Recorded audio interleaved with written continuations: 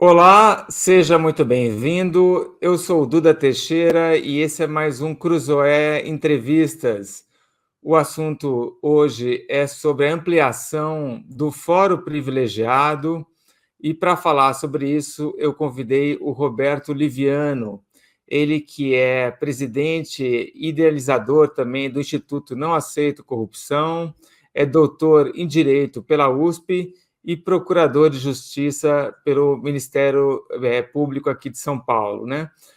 Roberto, você está aqui com a gente na linha, tudo bem? Seja bem-vindo. Tudo bem, é um prazer, Duda, estar com você e com todos que nos acompanham aqui pela Cruzoé.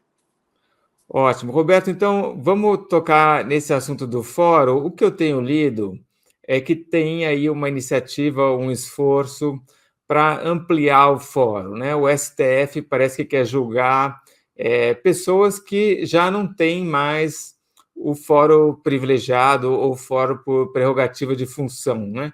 É isso mesmo que está acontecendo? Você podia explicar melhor o que está rolando? Duda, eu penso que nós vamos dar um passo atrás para sintonizar as pessoas e deixar todo mundo na mesma página.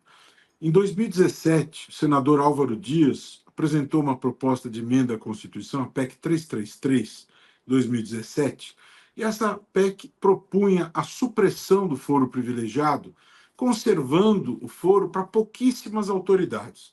E nós, do Instituto, éramos totalmente a favor, criamos um abaixo-assinado, mais de 1 milhão de pessoas assinou. Esta proposta foi aprovada por unanimidade em todas as comissões do Senado, foi posta em votação no plenário, foi aprovada por unanimidade, seguiu para a Câmara, foi discutida e aprovada nas comissões da Câmara, até chegar no plenário da Câmara, onde não foi submetida à votação. Ela segue trancada na gaveta da presidência da Câmara desde então. No ano seguinte, o Supremo Tribunal Federal debateu o tema e concluiu, por 7-4, que o foro privilegiado ele só deveria ser aplicado em relação aos ocupantes de cargos. Não faria jus ao foro privilegiado os ex-ocupantes de cargos. Logo na sequência, em razão dessa decisão, tomada em 2018, houve uma queda do movimento processual do Supremo da ordem de 40%. Em 2022, essa queda se acentuou e chegou a 80%. Né? Então, o que chama a atenção, Duda, é que esse assunto, menos de 6 anos depois que foi decidido em 2018, seja retomado. Porque se você tem um assunto, por exemplo, como a união homoafetiva, esse é um tema que, com o passar do tempo, a sociedade rediscute, porque são novos os valores sociais. Célula-tronco é um tema novo, né? Mas o que mudou no Brasil de 2018 para cá para que esse tema precise ser rediscutido? Na verdade, nada. Né?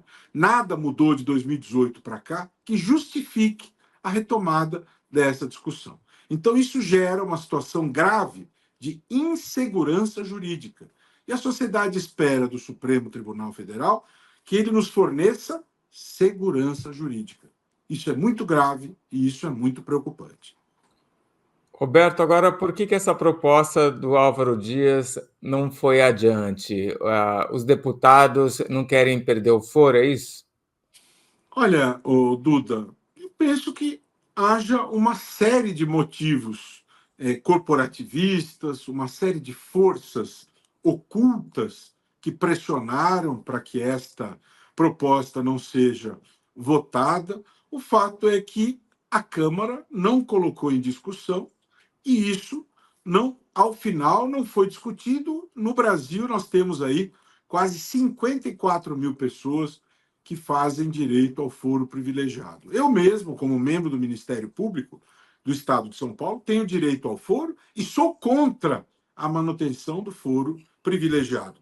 O Instituto do Foro, ele foi criado em muitas décadas passadas, quando as instituições não eram organizadas da maneira como são hoje, numa época em que era necessário proteger o exercício de certas funções. Hoje, a magistratura estadual, a magistratura federal são instituições muito sólidas, muito bem organizadas. Os concursos são meritocráticos, técnicos, muito bem organizados. Um juiz federal, um juiz estadual, ele é escolhido com critérios muito rigorosos.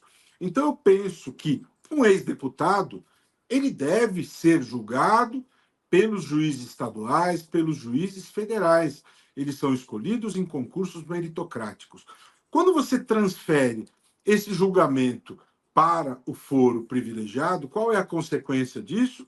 Você suprime o duplo grau de jurisdição, que é um princípio processual fundamental, você suprime a isonomia, que é um princípio constitucional, todos são iguais perante a lei, e pior do que isso, você abarrota o Supremo Tribunal Federal de uma massa de processos de ex-ocupantes de cargos públicos. Roberto, agora o que acontece quando o STF fica abarrotado de caso para analisar? Isso é um sério problema para a sociedade, porque, veja, quando você tem esta sobrecarga, veja, a partir de 2018, com a decisão do Supremo, houve uma redução do acervo de processos.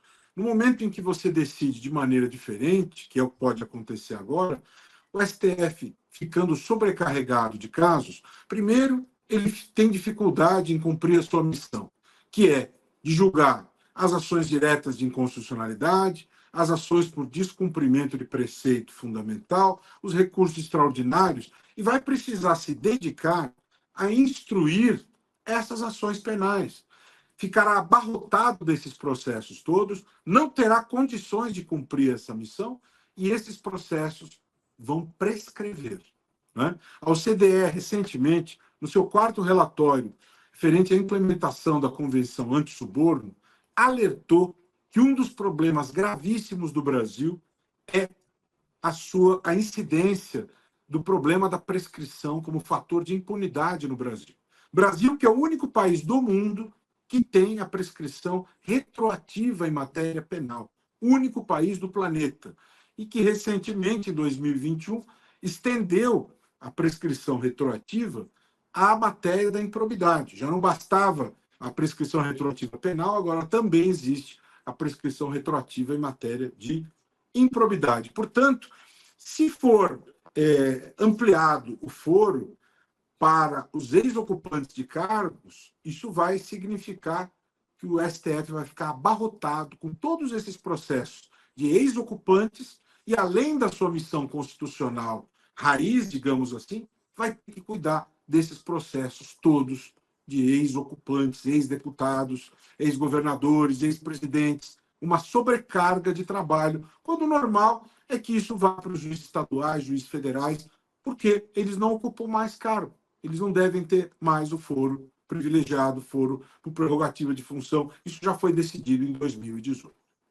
Tá, Roberto, agora eu entendo claramente esse motivo, então, por que interessa os políticos corruptos, né, de serem julgados pelo STF, porque aí abarrota um monte de processo numa fila enorme e aí os casos acabam prescrevendo. Mas acho que tem um outro motivo aí que também o STF permite mais interferência de fora, não é mais fácil influenciar um ministro do STF do que um juiz de primeira instância ou não? Muitos analistas, muitos conhecedores do jogo do poder, do jogo político, têm interpretado essa decisão no sentido de que este movimento se deveria ao fato de que o STF quer mais poder, não é? Quer ter mais controle. Não é? Alguns analistas entendem que essa decisão pode se relacionar ao fato de que, se assim for decidido, o STF recuperaria a competência que lhe permitiria julgar, por exemplo, o ex-presidente da República, Jair Bolsonaro, né? Assim como outras figuras políticas. Essa seria uma consequência. Todos aqueles que tiveram mandato e deixaram de ter passariam a fazer parte da competência do Supremo Tribunal Federal em decorrência desta decisão. Isto é um fato. Eu estou analisando tecnicamente. Nós não podemos nos esquecer que o desenho original do sistema de justiça, o próprio conceito de justiça, aquela ideia que a justiça é cega, da deusa Têmis com os olhos vendados, a justiça não deve observar a quem se destina a distribuição da justiça. Esse é o conceito da justiça. Não se deveria observar a quem se destina a decisão judicial. Este é o ideal, né? É o mundo do dever ser. No entanto, infelizmente, em muitas situações, muitos especialistas têm observado situações em que essa situação pode estar acontecendo de maneira diferente. É a análise que muitos estão fazendo. Eu estou me atendo a uma situação que me parece importante. 4 anos depois da decisão de 2018, o movimento processual do Supremo caiu em 80%. E o Supremo interpretou a Constituição naquele momento e entendeu que os ex-ocupantes não devem ter o foro privilegiado. De lá para cá, não mudou nada no Brasil. A nossa dinâmica social não se modificou. A meu ver, não se justifica uma reinterpretação desta matéria neste momento. Se você vai falar de uma reinterpretação 30, 40 anos depois, pode ter havido uma fadiga de material. Pode-se justificar uma reanálise de um tema. Claro que uma reinterpretação é plausível. E claro também, Duda, que haverá fundamento jurídico para uma eventual decisão. Quase tudo se pode fundamentar juridicamente. Os ministros que estão votando, eles estão fundamentando a decisão deles na chamada perpetuatio jurisdictionis. Tudo pode ser fundado juridicamente, ou quase tudo, né? Sempre existe esse tipo de princípio jurídico, até porque o direito é uma ciência de natureza interpretativa, né? Interpretações sempre podem ser feitas, existem pontos de vista, ângulos, isso é possível construir. Eu estou falando de razoabilidade, de bom senso e de interesse da sociedade. Roberto, agora aqui no meu trabalho, se diminuírem a minha carga de trabalho, eu vou ficar feliz da vida, né? No caso do STF, se eles ampliam o fórum privilegiado, eles em tese teriam muito mais, uma carga maior de trabalho para cumprir, né? Mas o que eles querem, eles não estão se importando muito com isso, eu imagino. O que eles querem é poder pensar alguns casos específicos, segundo o que você falou, para exercer esse poder, não é isso? É possível, Duda. Esta é uma interpretação. Quando eu digo que se reduz o trabalho, e isso está ligado à ideia do princípio da eficiência, né? É um dado objetivo. Há uma outra interpretação que outras pessoas estão fazendo, no sentido de que, ao decidir dessa maneira, o Supremo Tribunal Federal ele passa a ter mais poder. Né? Esta é uma leitura possível? É uma leitura possível. Claro, não se pode ser ingênuo. Né? E isto pode ser fundamentado no princípio da perpetuatio jurisdictionis. Né? Agora, o que é razoável? Usarmos princípios formais, burocráticos, ou olharmos a ideia da prevalência do interesse público? Não é? 4 anos depois, o movimento processual despencou, né? O caminho é na diminuição dos privilégios. Veja, o foro privilegiado significa que você suprime a ideia da isonomia, significa que você suprime o duplo grau de jurisdição. E qual é o anseio da sociedade? Se fizermos uma oitiva da voz da sociedade, a sociedade quer o fim do foro privilegiado. Será que isso tem alguma relevância para essa deliberação? A meu ver, deveria ter. E acho que tem uma questão que o ser humano sempre quer mais poder, né? Então, acho que essa decisão que foi tomada aí de reduzir o escopo há 6 anos, em 2018, meio que foi contra-intuitiva, porque se diminui a carga de trabalho, se diminui o poder do STF, né? Mas tem muitos ministros lá que querem exatamente exercer esse poder. Não sei se também tem uma dose aí de vaidade, né, de narcisismo, de querer realmente influenciar nos rumos da nação, né? O que move esses ministros, né?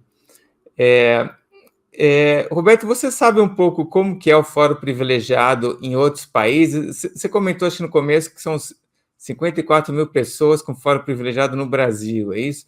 A Isso tem tendência, paralelo? sim, Duda, a tendência é a seguinte: é de inexistir foro privilegiado, né? Os países eles têm foro privilegiado para algumas poucas autoridades. Esta é a regra, né? E a proposta do senador Álvaro Dias é que nós tivéssemos foro privilegiado para o presidente da República, para o presidente do Senado, para o presidente da Câmara, para o procurador-geral da República, tá certo? Para os ministros do Supremo Tribunal Federal e ponto final, né? Agora, você ter foro privilegiado para 54 mil pessoas, eu tenho a impressão que isso é recorde mundial, isso não é plausível, né? Então, a tendência mundial é no sentido restritivo, né? Aliás, a ideia do privilégio, o Brasil é o país dos privilégios, né? Dos carros oficiais, dos palácios. Isso não é razoável. Um país em que você tem tantas pessoas que não são atendidas pelo saneamento básico, em que você tem tanta desigualdade social, isso não é razoável. Tantos palácios, tanta riqueza, né? Tudo tem que ser razoável. Não é razoável.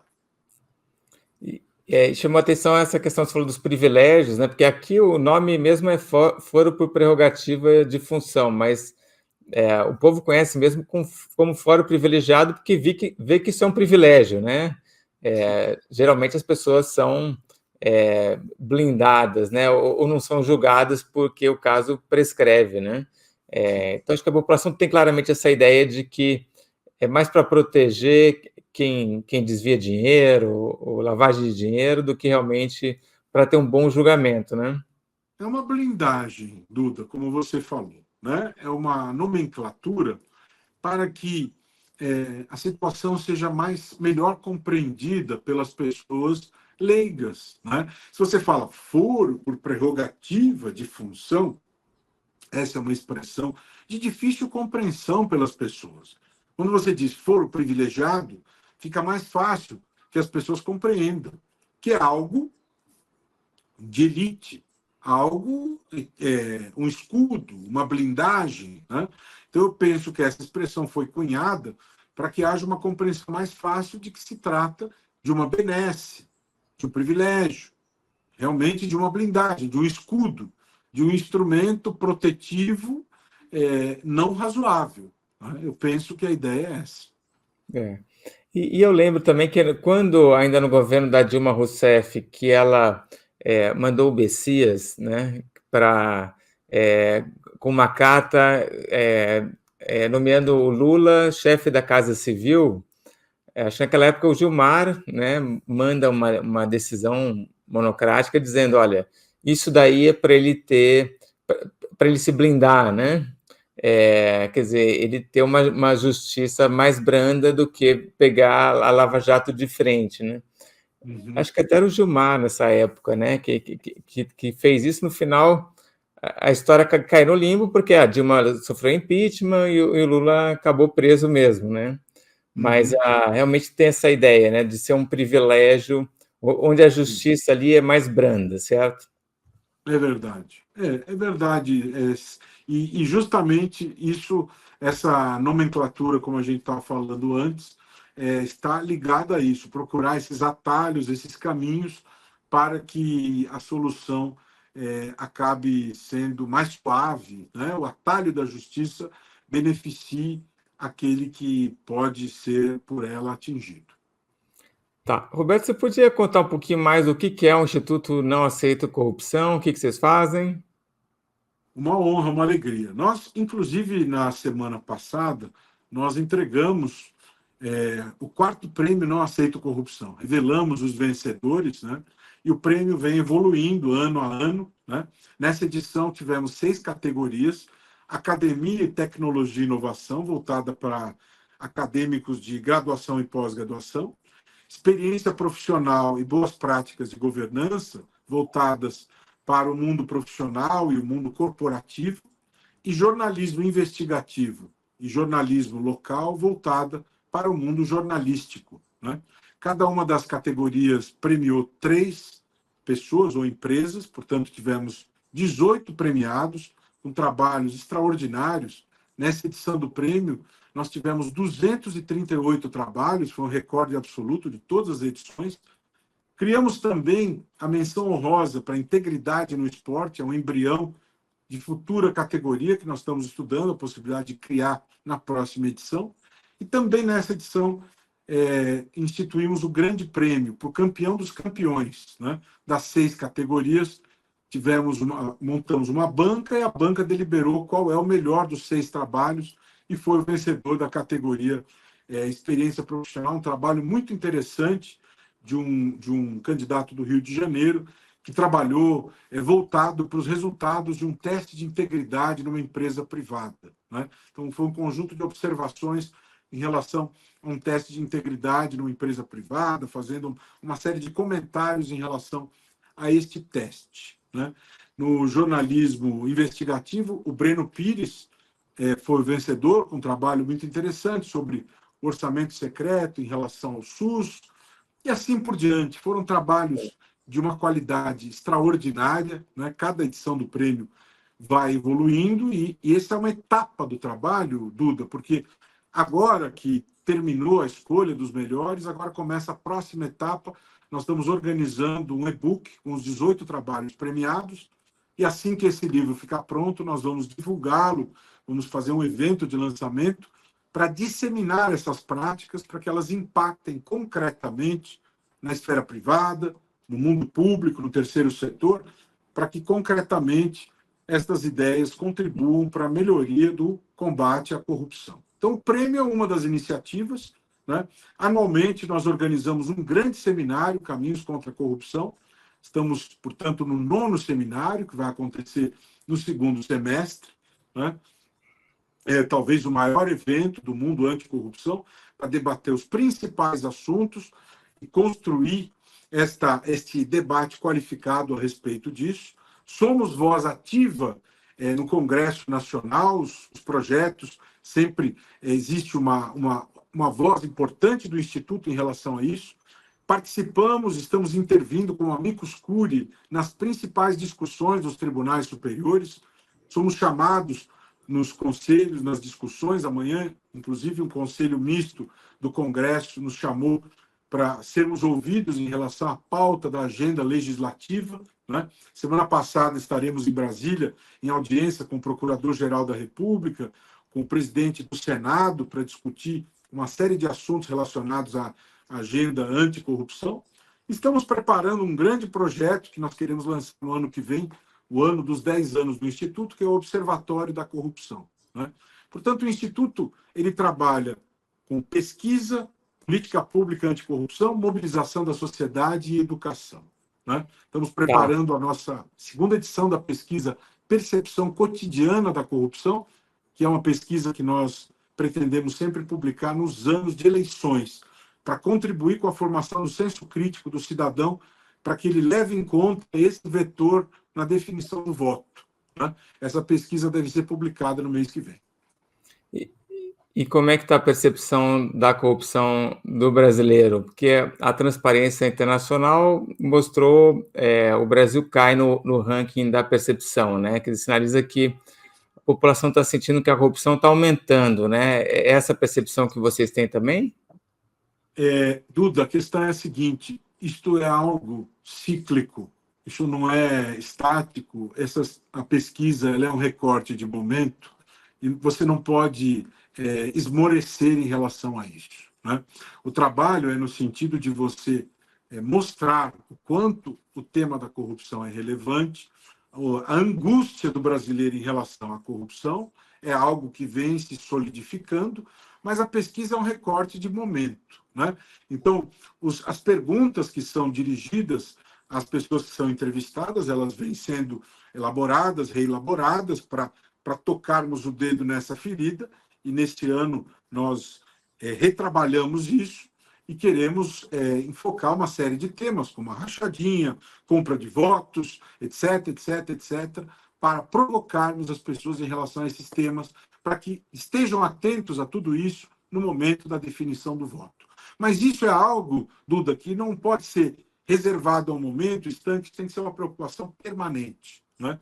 Para que o tema esteja sempre em discussão, sempre em pauta e sempre presente no momento em que se define o voto, para que o eleitor indague do seu candidato no momento da campanha, para que o eleitor cobre do eleito depois, para que isso se transforme numa preocupação permanente do cidadão. E essa é uma construção que deve ser permanente. Não adianta falar disso no momento e no momento seguinte isso ser abandonado. Joia. Roberto, super obrigado pela entrevista.